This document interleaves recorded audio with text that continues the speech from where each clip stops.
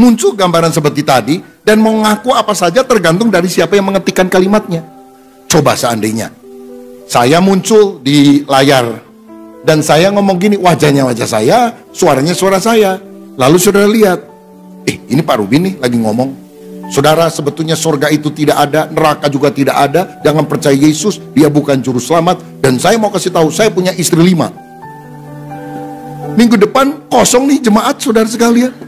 Padahal saya nggak tahu apa-apa. Ada orang iseng aja bikin itu. Bahaya saudara. Nah kalau saudara yang mengalami hal semacam itu, apa juga tidak akan merugikan reputasi kita, pekerjaan kita dan sebagainya. Semua sekarang ada dalam genggaman. Dan hanya dalam beberapa detik ini bisa menyebar secara luar biasa. Wah, mengerikan sekali. Makanya hari ini saya khotbah bagaimana supaya kita punya keluarga yang kuat.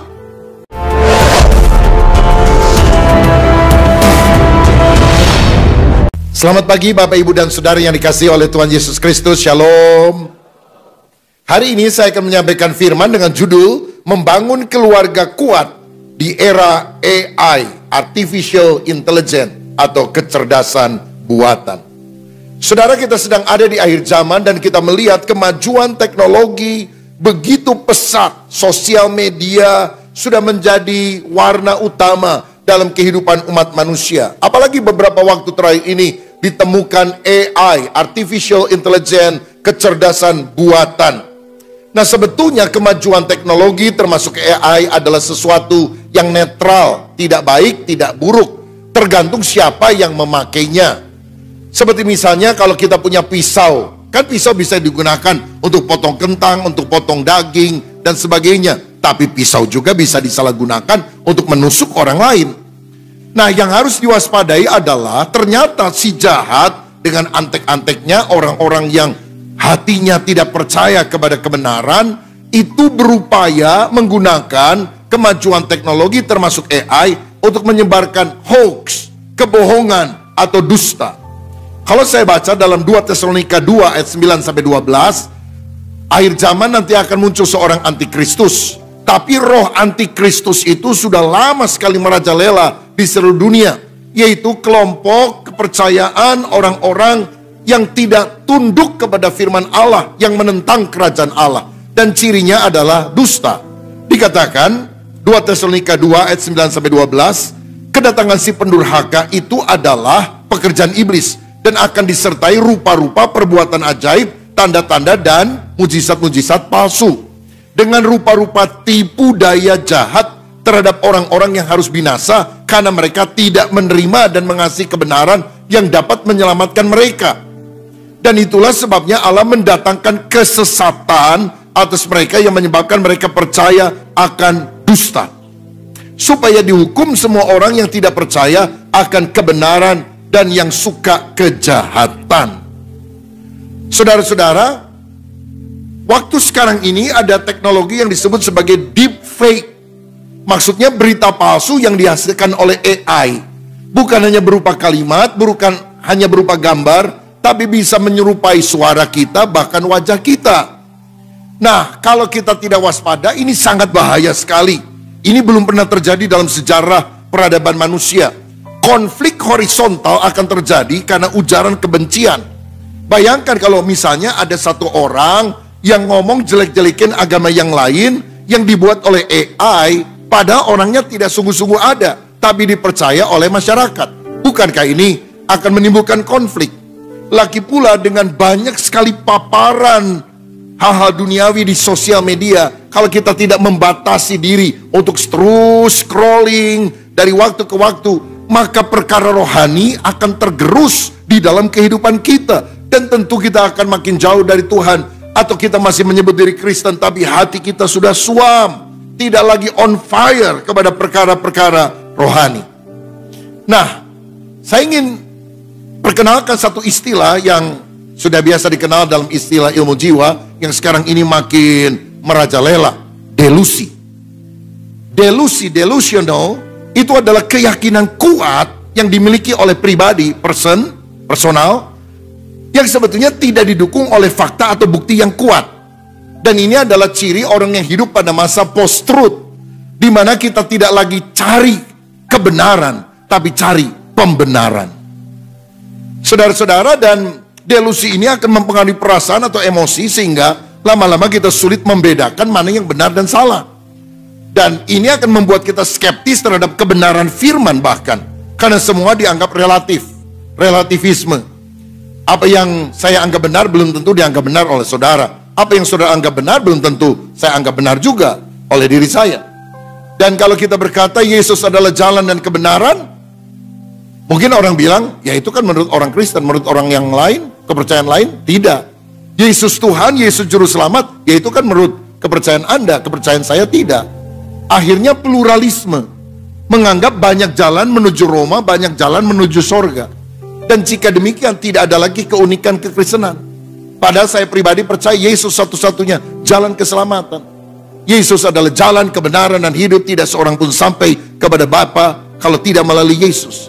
Di bawah kolong langit ini tidak ada nama lain yang bisa menyelamatkan kecuali dalam nama Yesus.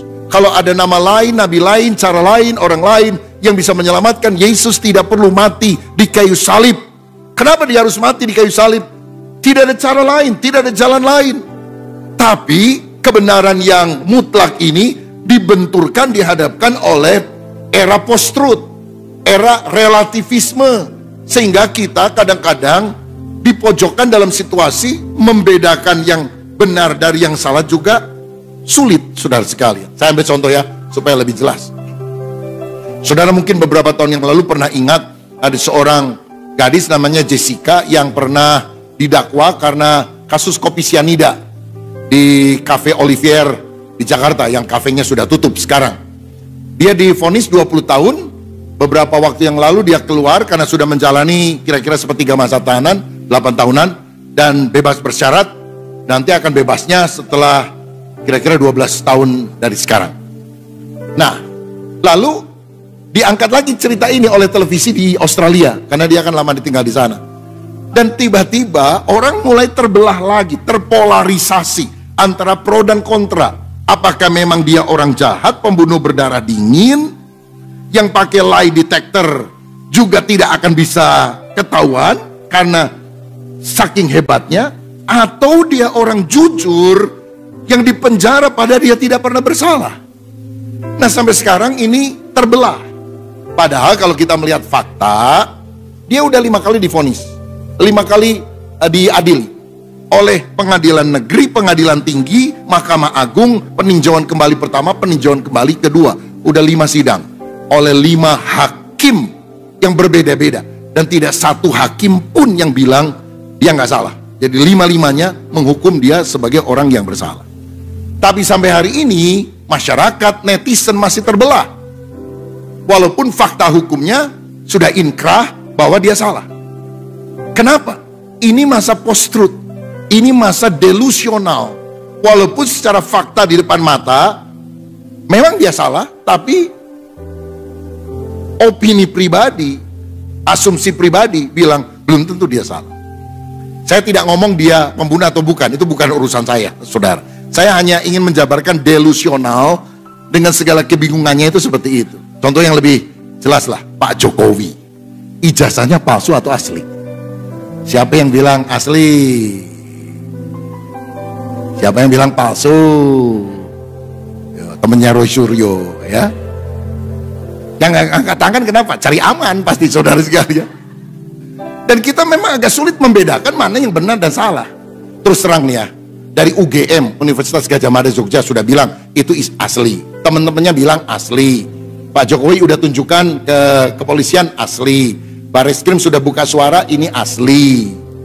Jadi kalau lihat fakta-fakta itu rasanya asli. Tapi masih banyak orang bilang tidak, ini palsu. Mungkin disuap, mungkin apa dan sebagainya. Wah, ceritanya jadi macam-macam, saudara. Ya, teori konspirasi berkembang di mana-mana. Sampai akhirnya masyarakat itu bingung begitu. Ini benar atau salah? Dan herannya di Indonesia ini, saya pikir-pikir gini ya.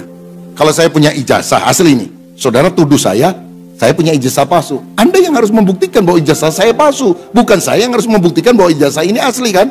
Lo nuduh orang tapi nggak ada buktinya kan repot kalau model seperti itu. Tapi ya, itulah proses yang sedang terjadi. Akhirnya siapa yang benar, siapa yang salah, terserahlah. Saya mau bahas soal delusional ini. Yang menyebabkan kita ini, masyarakat terombang-ambing, karena nggak tahu yang benar dan yang salah itu yang mana. Alkitab itu benar menurut kita, tapi kalau kita lihat di YouTube, Alkitab itu banyak salahnya, yang benar kitab yang lain. Itu kan menciptakan delusi. Mungkin saudara bilang, oh gampang, penyelesaiannya mesti saksi mata, melihat dengan mata kepala sendiri. Kamu percaya nggak dia malingnya? Percaya. Loh, kok yakin benar? Saya kan lihat, dia kan nggak tahu. Saya lihat dengan mata kepala sendiri. Waktu dia ngambil, waktu dia nyolong, saya ada di situ. Seeing is believing. Aku melihat, aku percaya. Sebelum aku melihat dengan mata kepalaku sendiri dan mencucukkan jariku ke bekas luka Yesus, aku nggak percaya. Siapa nama orang ini? Thomas. Makanya Yesus bilang, cucukkan jarimu dan percayalah. Nah, tapi masalahnya, zaman seeing is believing, melihat artinya percaya, rasanya sudah harus dipertanyakan loh saudara. Apakah kalau saudara melihat, saudara yakin itu benar? Penting. Sekarang pakai board, saudara tinggal ketik kalimatnya, pakai prompt, muncul. Bukan cuma suara, bukan cuma tulisan, gambar. Kalau dulu avatar itu masih berupa kayak model itulah, apa namanya, gambar-gambar kartun. Sekarang real, seperti manusia. Tim media kita di gereja udah bisa bikin, saudara sekalian. Jadi nanti yang baca pengumuman bukan jemaat kita, saudara. Dan bukan jemaat gereja manapun, tapi AI. Wah, tinggal nanti tim media aja jaga hatinya gimana. Yang suka pengumuman hilang semua, diganti oleh AI. Tapi teknologi itu sudah bisa dilakukan. Bahaya nggak nih, saudara? Saudara-saudara, orang sekarang bisa pesan kepada para buzzer. Misalnya, saudara punya anak remaja, udah biasa scrolling di medsos. Lalu ada orang lain yang kesel gitulah, teman sekolah atau siapa. Lalu dia sewa buzzer, saya pesan 500 akun chat atau ya 500 akun chat atau 100 lah. Yang jelek-jelek ini orang dengan kalimat yang berbeda-beda. Intinya dia itu penipu, pembohong, nggak pantas hidup dan sebagainya. Itu langsung dalam sedetik jerut, akun dari anak kita bisa dipenuhi dengan tuduhan dari orang-orang yang nggak pernah dia kenal. Mau pakai nama siapa aja bisa dipesan, saudara sekalian. Dan ini kalau nggak siap, nggak ada support system dari keluarga yang bohong ini, jangan percaya, kamu berharga. Itu anak bisa bunuh diri loh saudara. Ini dunia yang kejam yang tidak pernah terjadi sebelumnya. Nah, itu masih belum berapa. Nah, saudara-saudara, sekarang ini orang nggak perlu syuting, orang hanya ketik saja kalimat di prompt yang ada, muncul gambaran seperti tadi, dan mau ngaku apa saja tergantung dari siapa yang mengetikkan kalimatnya. Coba seandainya saya muncul di layar dan saya ngomong gini, wajahnya wajah saya, suaranya suara saya. Lalu saudara lihat, ini Pak Rubin nih lagi ngomong. Saudara, sebetulnya surga itu tidak ada, neraka juga tidak ada. Jangan percaya Yesus, dia bukan juru selamat. Dan saya mau kasih tahu, saya punya istri 5. Minggu depan kosong nih jemaat, saudara sekalian. Padahal saya nggak tahu apa-apa. Ada orang iseng aja bikin itu. Bahaya saudara. Nah, kalau saudara yang mengalami hal semacam itu, apa juga tidak akan merugikan reputasi kita, pekerjaan kita dan sebagainya. Semua sekarang ada dalam genggaman. Dan hanya dalam beberapa detik ini bisa menyebar secara luar biasa. Wah, mengerikan sekali. Makanya hari ini saya khotbah bagaimana supaya kita punya keluarga yang kuat. Supaya ketika serangan AI begitu luar biasa, masih ada orang-orang dalam keluarga kita yang percaya kita 100% dan berkata, itu dusta, itu bohong. Saya tahu yang kebenarannya adalah seperti ini. Siapa yang ingin punya keluarga yang kuat, yang bisa mengalahkan segala siasat iblis? Amin. Apalagi bagi kita ada firman yang berkata, roh di dalam kita lebih besar dari roh yang ada di dalam dunia. Kalau kita mengandalkan Roh Kudus Allah, selalu ada kemenangan. Karena iblis adalah pecundang, Yesus adalah pemenang. Dan Tuhan akan memberikan kemenangan bagi semua orang yang percaya. Bagaimana agar keluarga kita kuat? Ada 4 hal, saya pakai akronim KUAT. K, yang pertama adalah kritis terhadap informasi. Kalau saudara mendapat informasi, verifikasi sumbernya. Jangan mudah percaya, cek sumber informasinya, apakah kredibel, apakah bisa dipercaya. Saya April yang lalu pergi ke Los Angeles, pelayanan di sana, lagi naik mobil, saya masih lihat pelang besar Hollywood, ya. Lalu saya tanya sama teman saya, bukannya ini kebakaran nih, waktu kebakaran hutan yang hebat melanda Los Angeles. Oh benar, kebakaran hutannya ada, tapi terlalu dibesar-besarkan. Ini Hollywood pelangnya kok ada? Saya lihat itu di HP saya, itu siapa yang ngirim tuh ya? Wah, kebakaran habis. AI itu Pak, katanya. Jadi kebakarannya ada segini, tapi AI-nya kelihatannya hancur seluruh kota. Saya bilang kurang ajar juga tuh orang ya. Sampai kita aja nggak bisa bedain mana yang asli, mana yang palsu. Sampai kita datang ke lokasi itu atau tanya kepada orang tahu, bohong katanya. Jadi cek, kalau saudara terima berita di Instagram atau sosial media yang lain, coba dicek, diverifikasi hoax atau bukan. Lihat sumber yang lebih terpercaya, kantor berita Antara misalnya, atau kompas.com atau sejenisnya, supaya benar-benar itu bisa dilacak. Kedua, jangan terpancing. Kebohongan dirancang memanipulasi emosi, tenang, berpikir jernih. Ibu-ibu hati-hati, kadang-kadang ada orang bisa nangis-nangis di ujung telepon, "Ma, tolong Ma."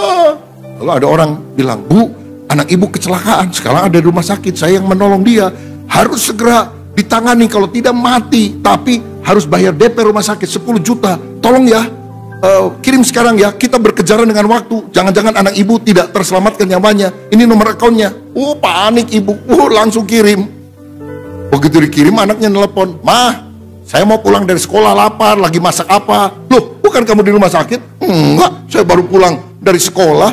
Begitu dihubungi lagi telepon yang tadi, udah nggak bisa, diblok saudara, hilanglah 10 juta rupiah. Jadi jangan terpancing, kebohongan dilakukan untuk memanipulasi kita.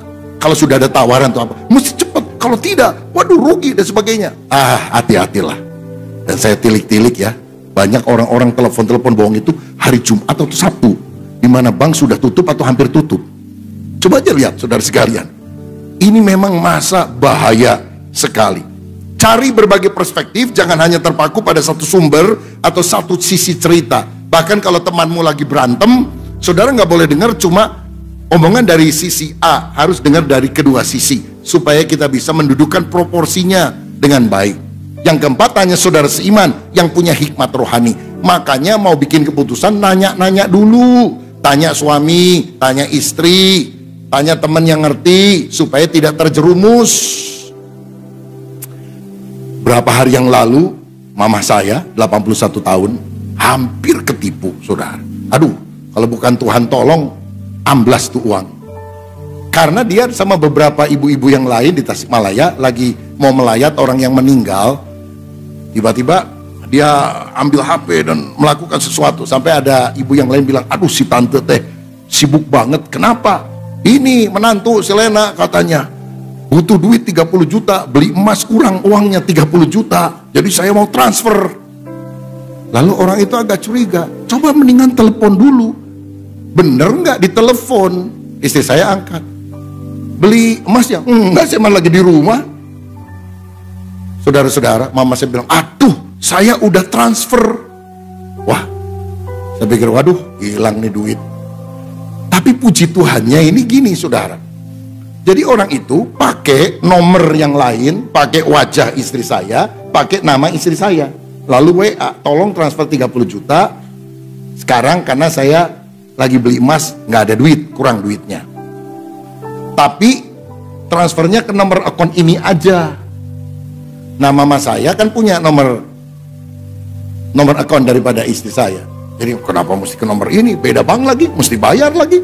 Udahlah kayak yang biasa aja. Dikirim ke yang biasa. Selamat saudara-saudara.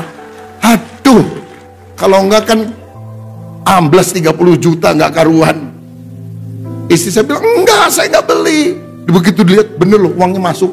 "Udah mas, sekarang transfer." Set, cuma beberapa menit terjadi perpindahan, saudara-saudara. Saya mau bilang ya, dampingi orang tua. Kalau orang tua bisa transfer sekarang, bahaya loh saudara.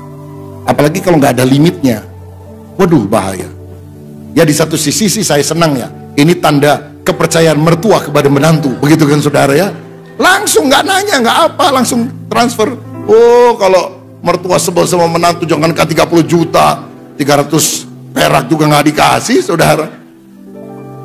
Tapi kita ini lebih baik telepon. Ya, kalau ada apa-apa telepon. Tapi ke depan bahaya lagi nih. Jadi saya khotbah dulu sebelum muncul penipunya. Nanti begitu kita di WA sama orang, lalu kita telepon nomor tersebut, gambar yang muncul gambar kita, suara yang muncul suara kita. Kan suara kita pakai AI bisa ditiru, wajah kita bisa ditiru. Lihat gambarnya, dia, lihat, masa sih kita nggak percaya? Nah, di sini kita perlu hikmat lagi. Di keluarga mesti ada password. Jadi gini ya, misal ini contoh ya. Kalau ada hal-hal yang kita rasa agak ragu, mending tanya. Tunggu ya, sebentar. Sebelum kamu lanjutkan, saya mau tanya. Kemarin kamu ngajak saya pergi kemana ya? Kita udah sepakat misalnya di keluarga Galunggung, Gunung Galunggung. Misalnya seperti itu passwordnya. Carilah password apa yang agak susah diketahui orang lain. Kemarin kamu ngajak saya kemana ya? Kemana? Saya nggak ngajak kemana-mana. Coba ingat, masa sih lupa? Mana? Jakarta? Bandung? Oh, walaupun wajahnya wajah anggota keluargamu, suaranya adalah anggota keluargamu. Saudara, jangan bikin tindakan apa-apa karena ternyata dia tidak bisa menebak passwordnya. Aduh, susah banget sekarang. Gimana? Udah balik aja ke HP zaman dulu, saudara-saudara. Jangan pakai yang model begini. Di Amerika anak-anak muda sekarang nggak pakai smartphone. Balik ke HP yang cuma bisa bisa SMS sama bisa telepon. Stupid phone. Karena mereka bilang kami punya kesehatan mental lebih sehat sekarang gara-gara seperti ini. Saudara lihat, aduh puji Tuhan, saya lagi sama teman-teman di Bandung. Lihat teman, waduh di Bali, waduh ke Jepang. Cemburu kita, matiin itu handphone, saudara. Ngapain kita punya untuk bikin adrenalin kita meledak-ledak seperti itu? Makanya kita harus kritis terhadap informasi. Yang kedua, supaya keluarga kuat, upayakan tumbuh rohani. Jangan terus scrolling sosmed, tapi berakar dalam firman Tuhan. Sekarang ini di mana penipuan makin canggih, kepekaan kita kepada Tuhan, sumber kebenaran mesti ditingkatkan. Caranya baca firman. Orang yang berakar pada firman Tuhan bisa membedakan mana yang benar, mana yang salah. Kata Alkitab gimana? Berikutnya, hidup di dalam doa intim dengan Tuhan, taati petunjuk daripada Roh Kudus.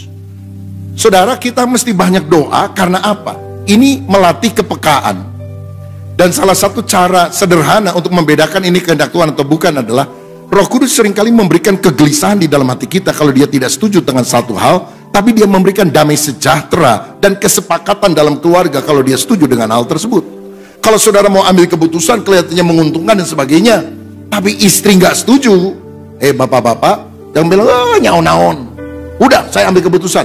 Seringkali Tuhan membentengi kita dengan pasangan kita supaya kita tidak jatuh pada pengambilan keputusan yang keliru. Walaupun saudara, bapak merasa diri lebih pinter. Karena wanita beda cara kerjanya daripada pria. Pria bekerja dengan akal, wanita bekerja dengan perasaan. Gimana mah? Kita mau rekrut sini, kelihatannya kurikulum vitae-nya bagus, pengalamannya hebat dan sebagainya. Istri bilang, saya lihat wajahnya kurang serak. Kesel ke suaminya, serak. Baca dong kurikulum vitae-nya. Saya mah nggak ngerti yang begitu, pokoknya kurang serak. Udahlah, pokoknya diterima. Setahun kemudian, bener kata kamu, kurang ajar nipu saya. Tuh kan, saya udah bilang kurang serak. Nah, saudara-saudara, disinilah kita harus belajar melihat pasangan hidup itu sebagai alat Tuhan untuk memproteksi kita dari pengambilan keputusan yang keliru. Cuma, saya harus bilang bahwa hati kita itu penipu adanya. Jangan semuanya dipercaya dalam perasaan hati. Tetap harus dilihat cocok nggak dengan Alkitab.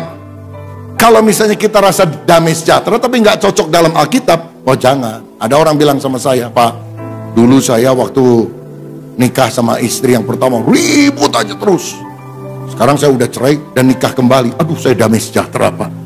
Rupanya memang Tuhan menginginkan saya bercerai dan menikah kembali. Ini kan bahaya, saudara sekalian, karena Alkitab nggak ngajar seperti itu, ya. Lalu kemudian miliki komunitas rohani, gereja, komsel, yaitu lingkungan positif yang saling menguatkan iman kita, membentengi dari pengaruh negatif dunia. Jadi betapa bersyukurnya kalau saudara tergabung di dalam komunitas-komunitas sel, sehingga kita bisa sharing, bisa tanya, Ada orang yang punya hikmat rohani, dia bilang jangan loh, hati-hati loh, dan sebagainya. Ini bisa menjauhkan kita dari segala mara bahaya. Kalau saudara memutuskan semuanya sendiri, betapa kita akan mengalami kerugian. Jadi upayakan saudara tumbuh rohani. Karena kepekaan rohani itu harus dilatih dari waktu ke waktu. Dengan duduk diam di bawah kaki Tuhan, menyembah Tuhan, memuliakan Dia. Dan pada waktu itulah ketajaman intuisi rohani kita akan dilatih. Ketiga, kuat. Sekarang awas tipuan iblis. Iblis adalah bapa segala dusta. Yohanes 8 ayat 44. Dia adalah sumber kebohongan.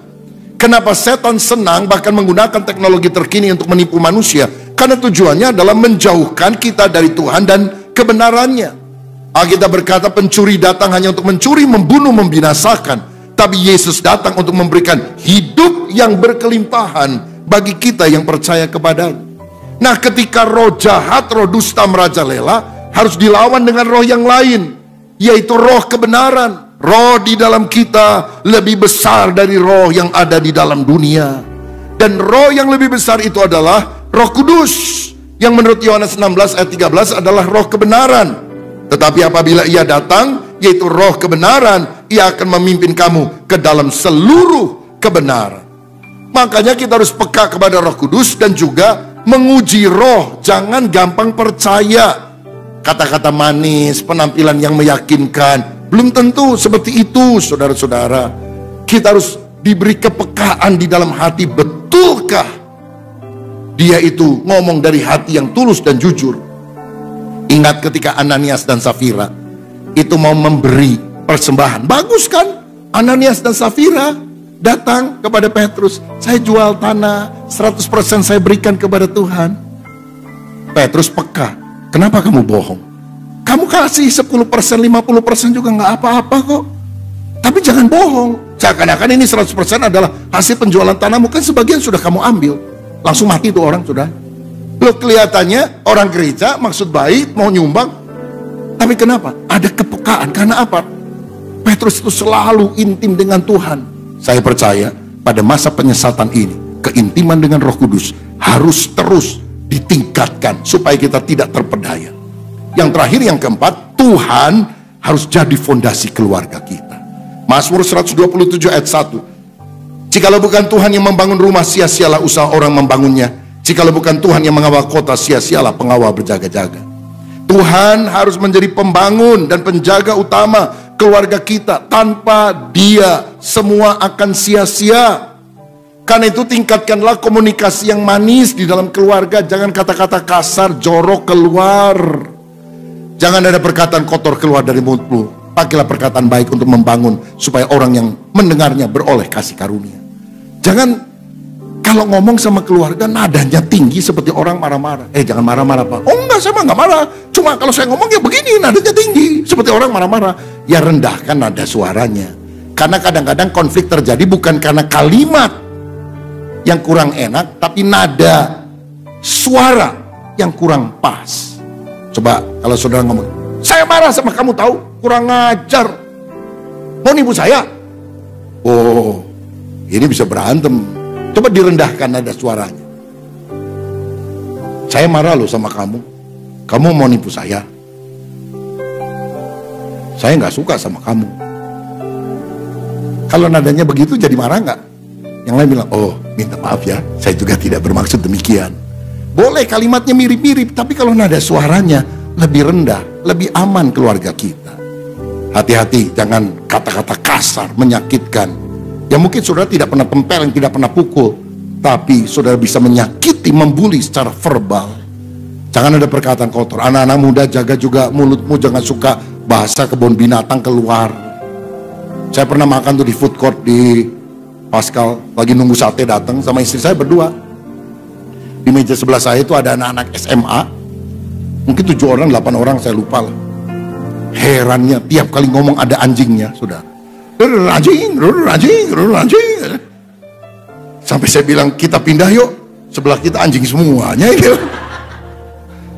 Heran saudara sekalian, ngomong apapun ada anjingnya di belakang begitu. Kita mengajarkan kata-kata kita jangan kasar, apalagi di dalam keluarga.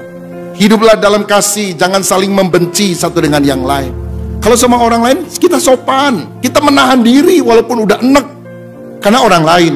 Tapi kita nggak sopan, kita tidak menahan diri, ngomong seenaknya kepada keluarga. Pada keluarga adalah orang yang seharusnya kita kasihi, kita hormati, kita hargai. Ayo kita jaga mulut kita, jaga hati kita. Dan jangan lupa mesbah doa. Doa bareng-bareng. Suami, istri, orang tua, anak. Nggak harus lama-lama, singkat, saling memberkati. Kalau anak-anak udah besar, cuma duaan, nggak, ya udah, doa aja. Suami istri. Dan saya percaya waktu kita berdoa, misalnya waktu makan berdoa, jangan hanya untuk makanan, tapi juga doakan, memberkati pasangan kita, memberkati anak-anak kita. Dan saya percaya, waktu kita berdoa, pribadi ketiga akan hadir, Tuhan Yesus, yang mengokohkan keluarga kita, sehingga kita menjadi keluarga yang kuat, bertahan di tengah segala tantangan. Jadi, bagaimana keluarga bisa kuat di era AI ini? Pertama, kritis terhadap informasi. Kedua, upayakan tumbuh rohani. Ketiga, awas tipuan iblis. Keempat, Tuhan jadi fondasi keluarga. 4 hal ini kita lakukan, KUAT, keluarga kita jadi keluarga yang kuat. Tuhan Yesus memberkati kita semua. Mari kita pergi.